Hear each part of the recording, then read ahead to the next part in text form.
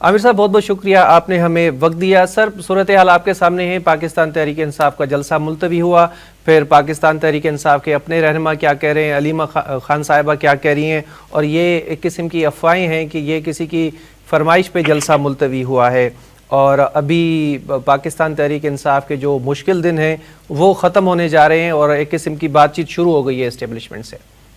देखिए, आज जो इमरान खान साहब की जो गुफ्तगू की कुछ चीजें सामने आई हैं, वो उससे तो ये तो खैर अभी अंदाजा लगाना मेरे ख्याल है बहुत कब्ल वक्त होगा और काफी मतलब एक मेरा ख्याल है कुछ ज्यादा ही खुशगुमानी होगी तहरीक इंसाफ वालों के हामियों के लिए कि ये मामला मुश्किल खत्म हो गया। ऐसा नहीं लग रहा, मगर ये तो बात यकीनी है कि इनके साथ राब्ता किया गया। ज़ाहिर है आदम स्वाति साहब को सुबह 7:30 बजे अलीमा खान ने भी अपनी ऑडियो में यही कहा, और ज़ाहिर है अभी वो टाइम ही नहीं है, ऑफिस टाइम ही शुरू नहीं है। उससे पहले मुलाकात पे इमरान खान से एक्सेस की कोई मतलब कोई कुछ हुआ ही है ना, तो उसके बाद में एक्सेस हुई है। तो जलसे को रुकवाने के हवाले से तो ये कहा गया, और इमरान खान ने तो ये मौके लिया है। और समझ में आती है बात कि वहाँ पे और पीटीआई के अंदर भी ये बात तो थी कि कहीं एक कोई और टकराव ना हो जाए जिससे, और कहीं और उनको ही लगता है कि 9 मई की तरह का कोई और काम ना हो जाए जिसमें मुद्दा बढ़ जाए इन पे सारा।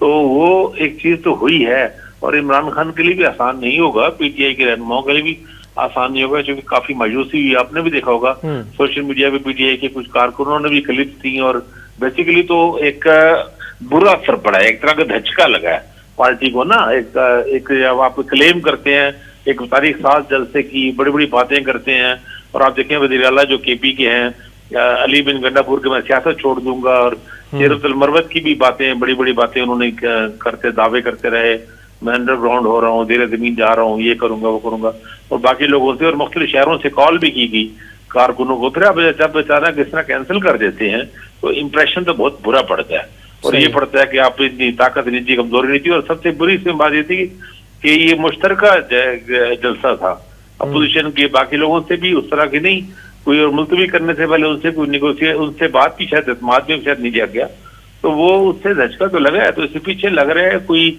रीजन तो बड़ी है, कोई ना कोई।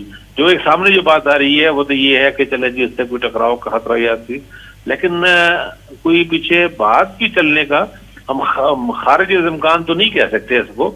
लेकिन देखिए ना, इन चीजों की तरतीब होती है। अभी जो चीफ साहब का जो बयान अभी चंद दिन पहले भी आ रही है, स्टेटमेंट्स आ रही हैं, और अभी ये 2 दिन पहले इन्होंने जो जरा फैज के वाले से 2-3 दिन की बात की है ना, जब उन्होंने कहा बानी पीटीआई ने कि भाई ओपन ट्रायल हो, और जो जवाब सिक्योरिटी जराये के जरिए सब लोगों ने चलाया कि भाई ये कौन होते हैं बात करने वाले, वो तो खासा बेरुखी वाला जवाब ही था, और जिसे कहते हैं कि सख्त जवाब था।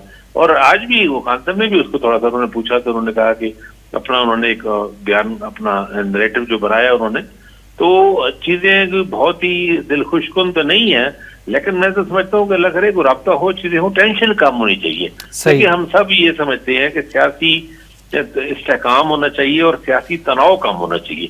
तो मईशत हमारी जो ना अफोर्ड नहीं कर सकती कि और बड़े जलसे, धरने, टकराव, क्लैश हों, लोग पकड़े जाएं या इस तरह के और वाकयात हो, क्योंकि इन सब वाकयात से इन्वेस्टर भागता है, सरमायादार दूर होता है हमेशा।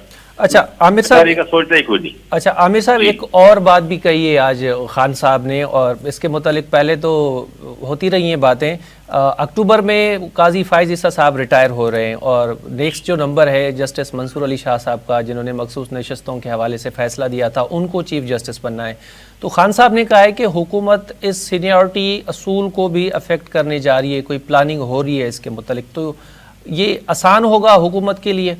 नहीं, बिल्कुल आसान नहीं होगा। और जो जजेस केस का फैसला जो है जाद अली शाह साहब को, उसके बाद से सुप्रीम कोर्ट में ऐसा नहीं हुआ अभी तक, ना हो सकता है। मेरे नहीं ख्याल कि ऐसा हो सकता है कि कॉन्स्टिट्यूशन अमेंडमेंट के बगैर मुमकिन नहीं है। और वो जैसे ही चीफ जस्टिस काजी फाइज ईसा रिटायर होंगे 25 अक्टूबर को, 26 को कायम मकाम चीफ जस्टिस तो सैयद मंसूर अली शाह बन जाएंगे, कोई नहीं रोक सकता, बगैर तो कोई रोक सकता।